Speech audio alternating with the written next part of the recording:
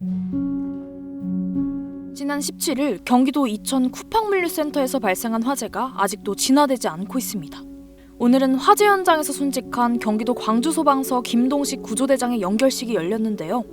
화재 초기에 스프링클러가 8분 동안 작동하지 않아서 피해가 커졌다는 지적이 나왔습니다.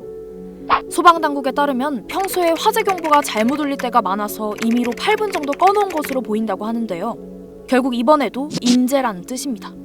그동안 쿠팡에서는 열악한 노동환경으로 인해 발생한 사건 사고가 끊이지 않았습니다. 지난 1년 동안 9명의 노동자가 쿠팡에서 일하던 중 사망했는데요. 대부분 뇌출혈이나 급성 심근경색 등이 원인으로 과로사로 의심되는 죽음이었습니다.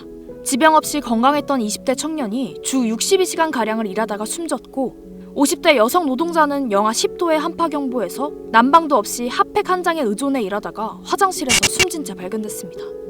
그럴 때마다 쿠팡 측은 사망한 노동자가 근무했던 작업장은 업무 강도가 가장 낮은 곳이다. 핫팩 한 장이 아니라 2장 지급했다라고 반박했고요. 근로복지공단이 산재를 인정하고 나서야 사과문을 발표했습니다. 쿠팡은 작년 봄 방역수칙을 지키지 않아 물류센터에서 코로나19 집단 감염이 터졌을 때도 거짓말한 특정인 때문에 감염이 확산됐다며 남 탓하는 모습으로 비판받기도 했습니다. 개인 휴대폰 반입을 금지시키는 규정이 인권 침해라는 지적도 꾸준히 제기돼 왔지만요. 수년 동안 바뀌지 않아 결국 이번 화재 신고를 지연시켜 피해를 키운 원인으로 지목되고 있습니다. 분노한 시민 일부는 쿠팡 불매를 외치고 있습니다. 지난 19일에는 트위터에서 쿠팡 탈퇴가 2만 번 넘게 언급되며 실시간 트렌드에 오르기도 했는데요. 쿠팡 회원을 탈퇴했다는 인증사진과 탈퇴하는 방법 등을 공유하고 있는 겁니다. 대부분 오랫동안 비판받아 왔는데도 개선되지 않은 노동환경을 꼬집으며 실망하다 못해 불매하게 됐다고 말합니다. 한편 물류센터에서 화재가 발생한 날 김범석 쿠팡 창업자가 모든 직위에서 물러난 것을 두고도 말이 많은데요. 내년부터 중대재해기업처벌법이 시행돼 사업주와 경영 책임자가 형사처벌을 받을 수 있기 때문에 책임을 회피하려는 목적이 아니냐는 겁니다.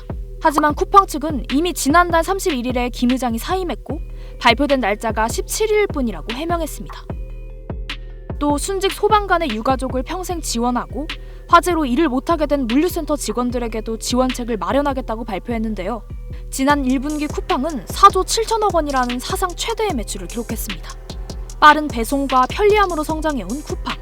하지만 이제는 왜 소비자들이 편리함을 포기하며 불매를 선택하고 분노하고 있는지 꼭 살펴봐야 할 것 같습니다.